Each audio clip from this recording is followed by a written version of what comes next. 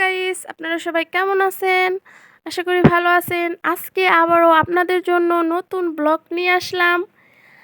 আজকে দেখতে পারতেছেন আমার আম্মু, আমার বাবা দুজনে মিলে এই যে বালু মাটি দিয়ে খেলতেছে। ওরা বালু দিয়ে দেখেন কি বানাইছে, কেক বানাইছে।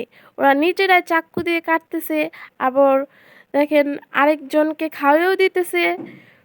আসলে এই বাচ্চাদের বালু পেলে আর কিচ্ছু লাগে না। ওরা সবসময় এই বালু দিয়ে এত মজা পায় বালু দিয়ে খেলে। ওরা বালু পেলে মনে হয় অনেক কিছু পেয়ে গেছে। ওরা সবসময় যতই বলি বালু, ময়লা এগুলো ধরো না, তারপরও ওরা বালু নিয়েই খেলবে। দেখেন আমার বাবা কি সুন্দর করে আবার খাইয়ে দেয়। আমার আম্মু আবার এই যে আমার বাবাকে খাইয়ে দিতেছে। ওরা সব কেক নষ্ট করে ফেললো। এখন আমার আম্মু আমার জন্য বলতেছে, আম্মা আমি তোমার জন্য গুলগুলি বানাবো। এই যে দেখেন কি বানাইছে মাটি দিয়ে। এটা কি বানাইছে? গুলগুলি। আমি বলছি তোমার গুলগুলি তো ধরার আগেই ভেঙে গেল। আসলে মাটি ছাড়া পোলাপান কিচ্ছু বোঝে না।